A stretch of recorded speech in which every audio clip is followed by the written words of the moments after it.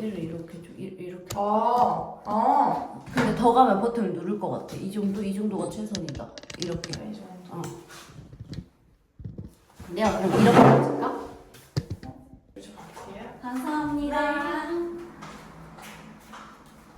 안녕하세요. 메이크 유어 데이 김담비 플래너입니다. 굉장히 오랜만에 정보를 드릴 수 있는 유튜브로 좀 돌아왔는데요.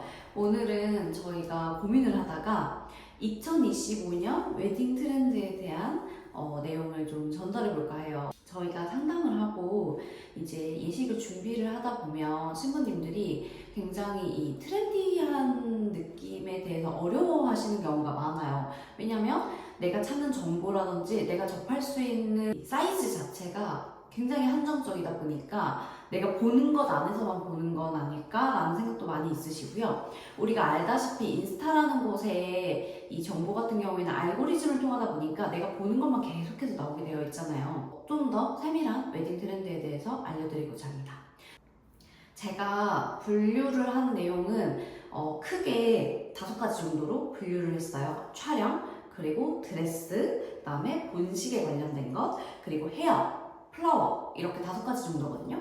내용이 좀 겹치는 것들이 있을 수 있어요. 그렇지만 그래도 이걸 보시고 촬영과 본식, 드레스, 헤어, 메이크업 등등 다 신부님들이 트렌디하면서도 예쁜 본식을 준비하셨으면 좋겠습니다.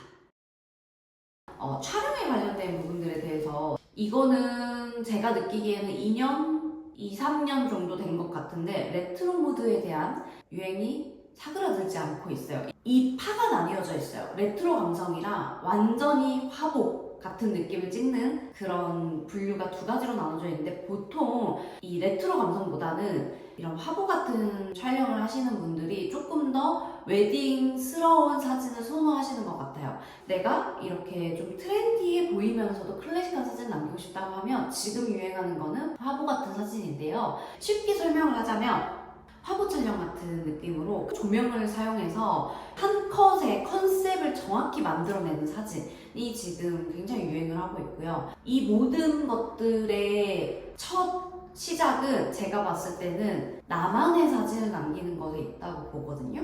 화보 같은 사진들도 나만의 스타일을 찾아가는 그 안에 컨셉과 스토리를 담는 그런 사진들이 좀 유행을 하고 있는 것 같아요. 그래서 보통 감성 사진을 좋아하시는 분들은 스냅 느낌으로 많이 촬영을 하시다 보니까 데이트 스냅이라든지 제주 스냅 이런 것들을 좀 야외 스냅을 활용해서 촬영을 많이 하고 있는 것 같고요. 화보 촬영은 당연히 스튜디오 안에서 진행이 돼야 되다 보니까 이렇게 화이트 배경지에 있는 곳에서 조명을 굉장히 많이 활용을 해서 좀 소프트한 느낌으로 촬영이 들어가는 그런 사진들이 유행을 하고 있어요. 그렇게 해서 가장 지금 서울에서 핫한 웨딩 스튜디오는 아이브라고 하는 스튜디오인데요.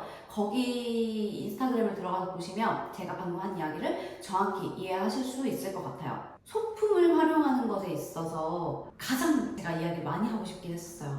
여전히 저는 지금 촬영장에 가도 3년 전에도 그렇고 지금도 그렇고 케이크 촬영을 여전히 아직도 너무 많이 하고 있고 그 다음에 풍선, 운동화 등등등의 이제 활용을 좀 많이 하시는 것 같은데 소품을 활용하는 것은 좋으나 이게 나만의 색을 찾는 사진을 찍고 싶어 라고 시작된 소품 활용이 결국엔 또 남을 따라가고 있는 거예요. 내가 케이크를 하더라도 케이크에 좀 더 스토리를 담고 카메라를 쓰더라도 조금 더 스토리를 담을 수 있는 카메라를 가지고 촬영을 하시는 게 더 낫지 않나. 만약에 내가 그런 스토리가 없다고 하면 우리 신랑 신부 두 분만의 다른 스토리가 담긴 소품을 활용하시는 게 훨씬 나을 거라는 생각이 들어요. 그리고 촬영하실 때 이제 의상 부분들도 있는데요. 지금은 이 촬영용 드레스가 유색 드레스는 많이 잦아들었어요. 요즘은 미니멀한 실루엣을 가지고 있는 드레스라든지 또는 소재의 포인트가 되는 드레스를 많이 입어요. 소재가 조금 단순한 드레스를 입었다라고 했을 때 고급스러운 베일로 포인트를 주는 경우들이 많이 있거든요. 그래서 이런 포인트들도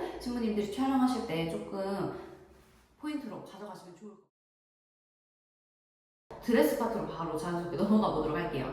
저는 일단 드레스를 신부님들이 트렌디한 눈으로 보고 싶다라고 하셨을 때 가장 먼저 접하시라고 추천드리고 싶은 거는 하이엔드 브랜드의 인스타 피드를 보시는 걸 추천을 드리거든요. 거기에서 나오는 드레스의 스타일들을. 왜냐면 사실 우리가 유행하는 이런 패션 의상들도 결국에는 다 명품 브랜드들의 이런 유행에서 이렇게 점점점 따라와서 이 트렌드가 돌게 되는 거거든요. 밀라노 패션위크라든지 이런 패션위크를 갔을 때 그 샤넬, 디올 여기서 유행하는 것들이 다른 브랜드에도 영향을 굉장히 많이 끼치잖아요. 물론 이 영향이 끼치기까지는 1년 정도의 시기가 걸리는 것 같은데 유행을 선도하는 건 결국에는 약간 명품 브랜드들 같은 하이엔드 브랜드들이에요.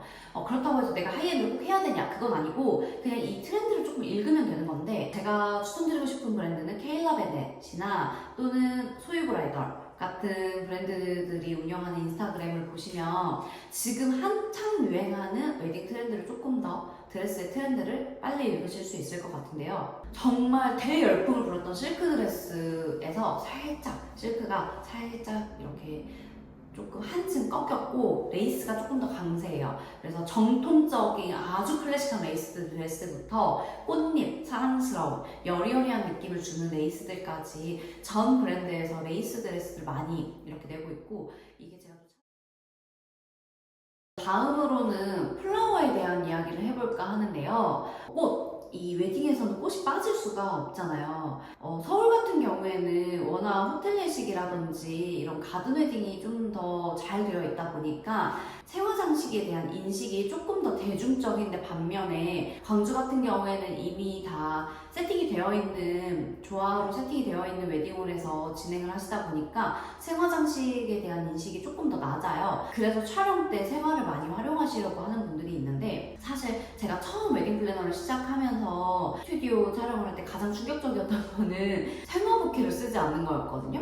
그래서 모두가 다 똑같은 조화 부케를 들고 찍는 게 좀 많이 충격적이었었는데 지금은 그래도 생화 부케를 치는 분들이 훨씬 더 많아졌고 약간 당연시되는 문화라서 정말 잘 됐다고 생각을 했었어요. 이 플라워가 본식에서 많이 사용되지 않기 때문에 촬영 때 더 많이 사용을 하고 그거를 우리는 플라워 디렉팅이라는 이름으로 부르고 있어요. 그래서 플라워 디렉팅을 정말 많이들 하시는데 이 플라워 디렉팅도 유행을 많이 타거든요. 2020년도 정도부터 좀 광주에 슬슬 플라워 디렉팅 이거 뭐지? 하면서 모두 이렇게 약간 이런 거 하네? 느낌을 많이 받으셨던 것 같고 그때는 사실 유행했던 게 이제 센터피스와 부케를 가지고 촬영을 하는 거고 센터피스라고 하는 거는 바닥이나 어떠한 이런 구조물 위에 꽃으로 만들어져 있는 수반을 놓고 촬영을 하는 거예요. 지금도 많이 하시고요.